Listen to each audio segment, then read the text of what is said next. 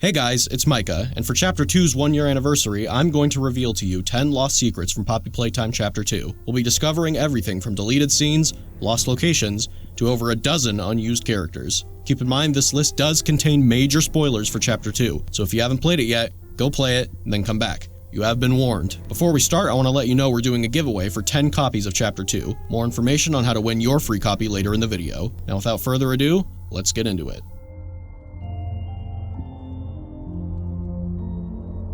Number 1. Chapter 2's alternate opening. Poppy Playtime fans will remember that Chapter 2 opens with us exploring Elliot Ludwig's office and eventually finding Poppy in a hidden room below. But Chapter 2 didn't always start this way. In a now deleted opening of the chapter, after freeing Poppy from her case, you wake up and are immediately greeted by the sight of Poppy peeking out behind a door. The sequence continues with you following Poppy as she slinks throughout various hallways. Following Poppy then led you back outside to where Huggy Wuggy fell in Chapter 1. What followed was a 10-minute parkour sequence down the catwalks and conveyor belts from Chapter 1, eventually leading to a power puzzle that activated an elevator, taking you down to the game station to meet your new foe, Mommy Longlegs. Now, you're probably wondering why this never ended up in the game. There were a few reasons this alternate intro was abandoned. The first reason was chasing Poppy was just turning out too funny. The sequence went through 3 major iterations, starting with you straight up chasing Poppy to follow her, but that just ended up being way too funny. Version 2 was Poppy peeking out behind doorways and walls, but that was almost even funnier. In the last version, you see Poppy's shadow moving across the floor and walls.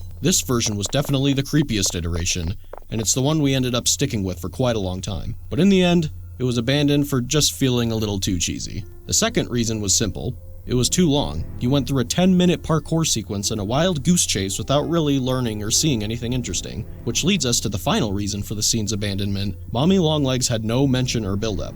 To fix these shortcomings, we completely redid the intro sequence. We first added Elliot Ludwig's office to the sequence so you had an interesting location to explore. We then changed following Poppy to Poppy talking to you to make her a relatable character instead of just a cheesy horror doll that you follow around. Then we added a scene forcing you to watch Poppy be kidnapped before your eyes to build up the threat of Mommy Longlegs. And finally, we had you jump down a slide rather than jump down catwalks for 10 minutes. In the end, these changes are why the alternate opening of Chapter 2 never saw the light of day.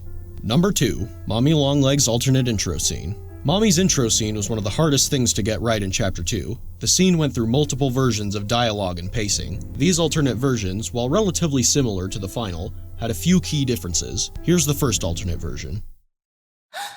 Why, oh my! Hello down there! I wasn't expecting company.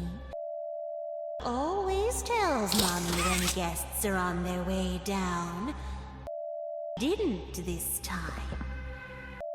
Always tells Mommy. Shh, you're okay now. Mommy will take care of you.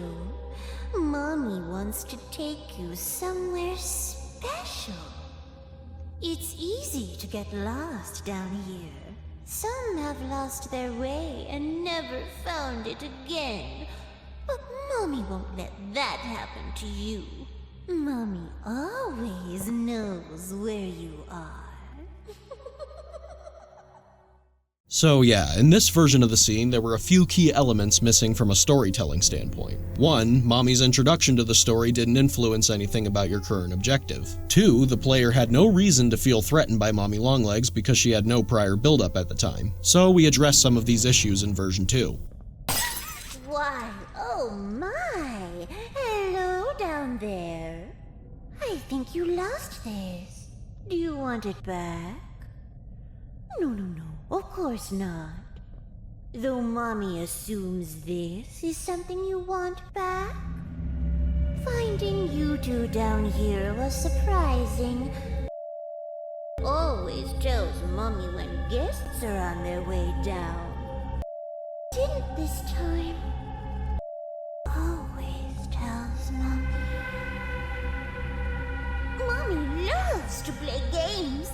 Do you like to play games? How about you play some games with Mommy? Oh, you don't have to. Mommy can just keep little Miss Poppy if you don't want her. But Mommy already knows you love to play. Some have lost their way and never found it again. But Mommy won't let that happen to you. Mommy always knows where you are. So this version addressed one of the big issues. Mommy now kidnaps Poppy to give the player a motive to play Mommy's games. But then we realized something. The player doesn't even need Poppy. Who cares if she's kidnapped? So Mommy showing up still didn't affect your current objective. So here's what we did to solve it. We had Poppy be the only one who knows the train code, so now you need her to escape. We also added that scene where Mommy comes out of nowhere and pulls Poppy down into the abyss. Problem solved. Now, Mommy steals your only way of escape, and watching Mommy kidnap Poppy makes her introduction all the more threatening.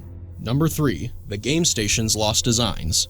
Fans will remember that the game station features a giant mural of Mommy Longlegs, a playground for the kids, and entrances to the station's 3 main games. But it didn't used to be this way. The original design of the game station was absolutely massive, and featured a mural on the roof with a giant sun and moon illuminating the station. Although it looked jaw-dropping, there were 2 major issues.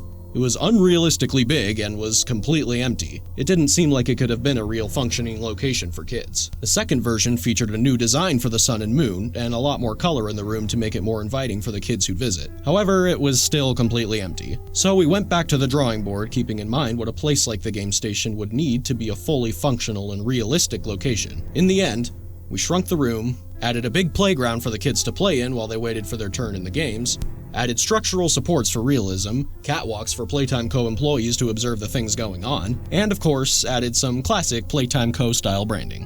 Number 4. Musical Memory's lost design. Musical Memory used to have a much different aesthetic than it currently does. In the original version, the walls were completely covered in TV screens of various sizes that would display the name of the button that you're supposed to press, and the buttons you press during the game used to be suspended by big mechanical arms. The reason this design was abandoned was fairly straightforward. The aesthetic was too high-tech looking for Playtime Co. The array of TVs and mechanical arms made the room feel closer to a spaceship than a toy factory. On top of that, we also decided that we wanted to include an area where Mommy Longlegs could watch you play, and that just wasn't going to work in a curved room with a bunch of TVs.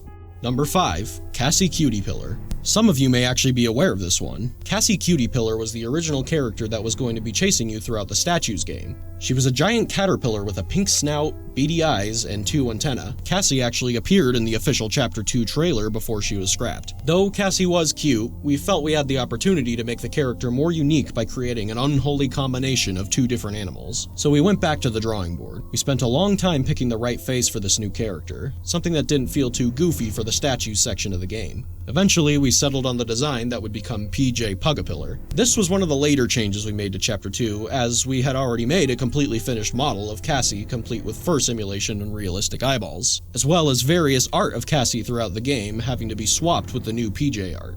Number 6. Daisy the Flower and 7 other characters. This is probably the most well-known one on the list. Very similar to Cassie Cutie Pillar, Daisy was the original character that was going to be lowering towards you during the Musical Memory game. She was a flower marionette suspended on strings with a very unsettling face. Like Cassie, Daisy also appeared briefly in the trailer for Chapter 2. Daisy was abandoned because we wanted a character with more theming, and a way to alert the player that death was getting closer and closer. And this is where things got difficult. We went through 7 completely different character concepts for the Musical Memory toy. A monkey, a clown, a fox, a princess, a bluebird, another bird, a ballerina bird, and finally, a bunny. We liked the bunny because he had great theming with his symbols and clothes, as well as his symbols serving as a great audio tool as you hear him descending upon you in Musical Memory. After a few slight design tweaks and color variations, we finally got the Bunzo bunny we all know today. Daisy the Flower wasn't completely absent from Chapter 2, however, as we see various art and posters of her throughout the game, as well as a full cardboard cutout with voice lines from Daisy. Number 7. Mommy Longlegs alternate designs. Mommy Longlegs went through dozens of designs before she became the noodly pink maniac we all know today.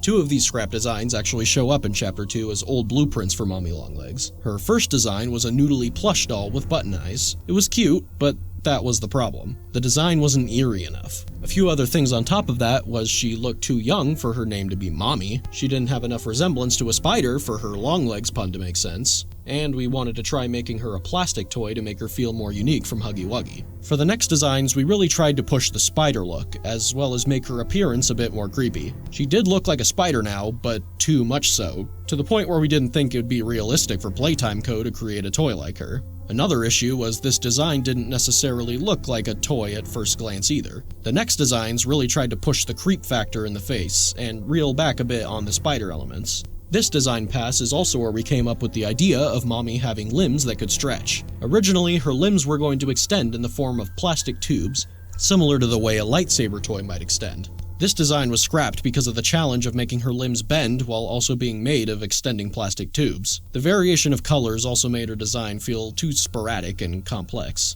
To solve these problems, we came up with the concept of elastic plastic, a substance that Playtime co-created that can stretch like rubber but also retain its shape and position. We also simplified her color pattern and gave her a spherical waist similar to a spider's abdomen. We concepted a few alternate designs after this one with more spider-like features, however, the problem from before still persisted that it was too spider-like and creepy for Playtime Co. to have realistically made. Number 8. The 6 Lost Toys. From the beginning of Chapter 2, we knew we wanted to have new toys present in each of the games in the game station. These became Bunzo Bunny, the Mini Huggies, and PJ Pugapillar. But before those were made, we had 6 different potential characters created to fill these roles. Jolly Clown, who went through a few design iterations, Lovebug, who actually appears in Chapter 2 as a rejected toy, Psydog, a robot dog toy, Sunny Buddy, who also appears as a rejected toy, Lily the Frog, a frog on roller skates, and Monster Truck. That one kinda speaks for itself. Number 9. The Quality Control Room and the Production Room. In Chapter 2, before entering Musical Memory, we take a detour to the molding room where you create the green electric hand. In an early version of the chapter, every game you go to was going to be paired with a factory room similar to the molding room. Whack-A-Wuggy had the production room, and Statues had the quality control room. These rooms were never implemented into the game and were scrapped during the concept phase because they just seemed like unnecessary filler. Number 10. Mommy Longlegs' Death Scene. One of Chapter 2's most infamous moments is the death of Mommy Longlegs. After minutes of running away from Mommy, you're backed into a corner with no way out. But just as all hope seems lost, you pull down a lever that activates a grinder. Mommy's arm is pulled into the grinder and she desperately tries to escape, screaming for her life as she's slowly crushed to death. Now, you wouldn't think it, but there was actually quite a bit of debate behind the scenes about how Mommy should be pulled into the grinder. In the alternate version of Mommy's death, her head is actually pulled inside and grinded to a pulp, leaving her lifeless lower half to fall onto the floor. Here it is.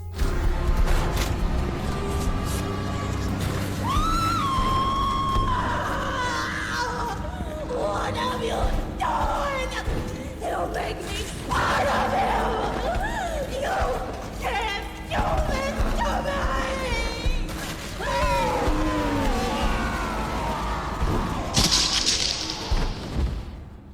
We decided to scrap this version for 2 reasons. One, the imagery of Mommy's upper half being dragged away would be more resonant than her lower half being dragged away. And 2, Mommy's head being grinded up might have just been too gruesome to show without the game getting an M rating.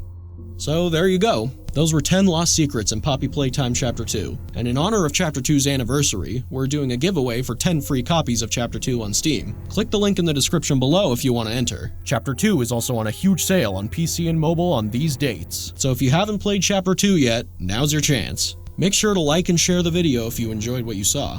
Thank you all for watching, and we'll see you in Chapter 3.